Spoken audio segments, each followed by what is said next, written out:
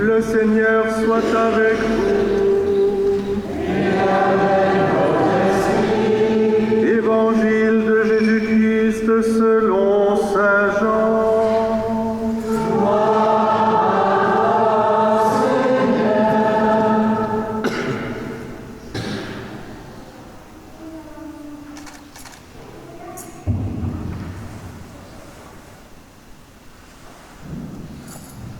Au chapitre 11e, des versets 1 à 45, en ce temps-là, il y avait quelqu'un de malade, Lazare, de Béthanie, le village de Marie et de Marthe, sa sœur. Or, Marie était celle qui répandit du parfum sur le Seigneur et lui essuya les pieds avec ses cheveux. C'était son frère Lazare qui était malade. Donc, les deux sœurs envoyèrent dire à Jésus, « Seigneur, celui que tu aimes est malade. » En apprenant cela, Jésus dit, « Cette maladie ne conduit pas à la mort, elle est pour la gloire de Dieu, afin que par elle le Fils de Dieu soit glorifié. » Jésus aimait Marthe et sa sœur ainsi que Lazare. Quand il apprit que celui-ci était malade, il demeura 2 jours encore à l'endroit où il se trouvait. Puis après cela, il dit aux disciples, « Revenons en Judée. » Les disciples lui dirent, « Rabbi, tout récemment, les Juifs là-bas cherchent à te lapider et tu y retournes. » Jésus répondit, « N'y a-t-il pas 12 heures dans une journée?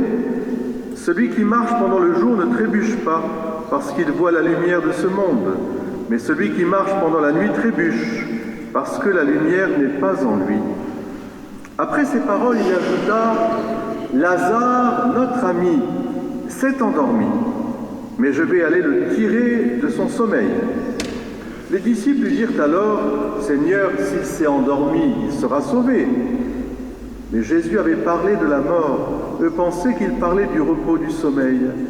Alors il leur dit ouvertement, « Lazare est mort, et je me réjouis de n'avoir pas été là, à cause de vous, pour que vous croyiez.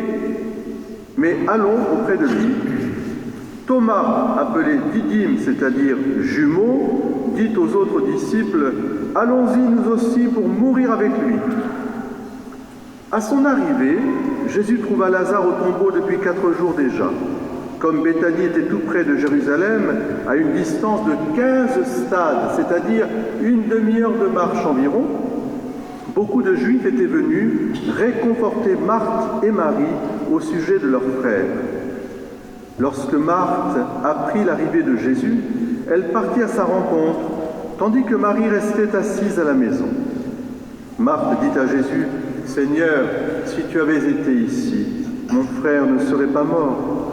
Mais maintenant encore, je le sais, tout ce que tu demanderas à Dieu, Dieu te l'accordera. » Jésus lui dit, « Ton frère ressuscitera. » Marthe reprit, « Je sais qu'il ressuscitera à la résurrection, au dernier jour. » Jésus lui dit, « Moi, je suis la résurrection et la vie. Celui qui croit en moi, même s'il meurt, vivra, et quiconque vit et croit en moi ne mourra jamais. Crois-tu cela ? » Elle répondit, « Oui Seigneur, je le crois. Tu es le Christ, le Fils de Dieu, tu es celui qui vient dans le monde. » Ayant dit cela, elle partit appeler sa sœur Marie et lui dit tout bas, « Le Maître est là, il t'appelle. » Marie, dès qu'elle l'entendit, se leva rapidement et alla rejoindre Jésus. Il n'était pas encore entré dans le village, mais il se trouvait toujours à l'endroit où Marthe l'avait rencontré. Les Juifs qui étaient à la maison avec Marie et la réconfortaient, la voyant se lever et sortir si vite, la suivirent. Ils pensaient qu'elle allait au tombeau pour y pleurer. Mais Marie arriva à l'endroit où se trouvait Jésus. Dès qu'elle le vit, elle se jeta à ses pieds et lui dit, « Seigneur, si tu avais été ici, mon frère ne serait pas mort. » Quand il vit qu'elle pleurait, et que les Juifs venus avec elle pleuraient aussi, Jésus en son esprit fut saisi d'émotion, il fut bouleversé, et il demanda « Où l'avez-vous déposé ?» Ils lui répondirent « Seigneur, viens et vois. » Alors Jésus se mit à pleurer. Les Juifs disaient « Voyez comme il l'aimait. » Mais certains d'entre eux dirent « Lui qui a ouvert les yeux de l'aveugle, ne pouvait-il pas empêcher Lazare de mourir ?» Jésus, repris par l'émotion, arriva au tombeau. C'était une grotte fermée par une pierre. Jésus dit « Enlevez la pierre !» Marthe, la sœur du défunt, lui dit « Seigneur, il sent déjà, c'est le 4e jour qu'il est là. » Alors Jésus dit à Marthe « Ne te l'ai-je pas dit ? Si tu crois, tu verras la gloire de Dieu. » On enleva donc la pierre. Alors Jésus leva les yeux au ciel et dit « Père, je te rends grâce parce que tu m'as exaucé. Je le savais bien, moi, que tu m'exauces toujours. Mais je le dis à cause de la foule qui m'entoure, afin qu'ils croient que c'est toi qui m'as envoyé. » Après cela, il cria d'une voix forte « Lazare, viens dehors !» Et le mort sortit, les pieds et les mains liés par des bandelettes, le visage enveloppé d'un suaire. Jésus leur dit « Déliez-le et laissez-le aller. » Beaucoup de Juifs qui étaient venus auprès de Marie et avaient donc vu ce que Jésus avait fait, crurent en lui.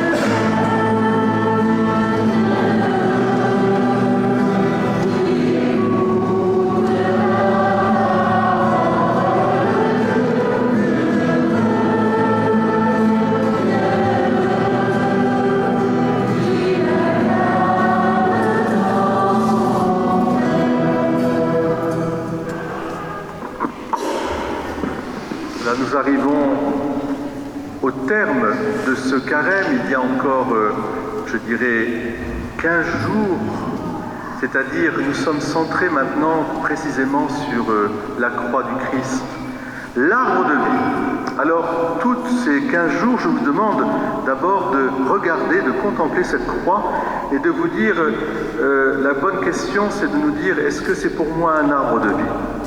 Est-ce que cette croix, j'y trouve la révélation complète, définitive de l'évangile que nous avons proclamé au début du carême? Convertissez-vous et croyez en l'évangile. Convertissez-vous, tournez-vous vers le Christ, vers ce Dieu qui se révèle pleinement dans ce Christ. Nous lisons en ce moment et nous commençons la lettre aux Hébreux. Je vous invite à la lire aussi comme chemin qui nous mènera pendant tout le temps de la Passion. Et au début de la lettre aux Hébreux, l'écrivain sacré, sous l'inspiration de l'Esprit Saint, eh bien, nous commence par dire que Dieu, voilà, qui a parlé par tant de voix, il a envoyé son Fils qui est comme la resplendance, la lumière, le miroir de Dieu. En voyant Jésus-Christ, je vois Dieu. Qui me voit le Père. Alors, conversion et croire en l'Évangile, et je vous rappelle que le cœur de l'Évangile, c'est la résurrection, c'est-à-dire c'est Jésus-Christ mort et ressuscité. Si le Christ n'est pas mort et ressuscité, alors vaine est notre foi, dira saint Paul. Donc il faut contempler vraiment ce mystère de la rédemption, ce mystère de la croix. Et pour ce faire, eh bien, l'Église nous amène après le désert, après après la transfiguration, après la Samaritaine, après l'aveugle-né de naissance, tout cela était des manifestations profondes de cette victoire de Dieu sur la mort et le péché, car c'est cela qui est en jeu. Qui peut nous sauver de la mort et du péché? Seul Dieu. Mais Dieu qui a pris ce chemin lui-même pour mourir, pour nous donner sa vie. C'est ça la grande question. Qui peut nous dire ici-bas, tu ne mourras pas? Nous l'avons entendu 2 fois dans l'évangile d'aujourd'hui, à Marthe et à Marie. Celui qui croit en moi, même s'il meurt, vivra. Je suis la résurrection et la vie. Crois-tu cela? C'est la question que Jésus nous pose aujourd'hui à chacune et chacun d'entre nous, même aux enfants. Est-ce que tu crois que Jésus est le chemin, la vérité et la vie, et qu'il est la résurrection et la vie? Est-ce que tu crois? Oui. Oui, tu vois, toi tu crois aussi. Et j'ai envie de demander aussi à Noé, est-ce que tu crois que Jésus est la résurrection et la vie? Oui, tu vois. Alors, Elliot aussi, on lui demande. Et à vous tous, vous voyez, c'est très important de transmettre précisément ce que le Seigneur a accompli. Je vous ai transmis ce que j'ai reçu. Et pendant tous ces 15 jours, eh bien, préparez-vous vraiment à célébrer la Pâque. La Pâque qui veut dire justement le passage entre le lieu de la mort au lieu de la vie.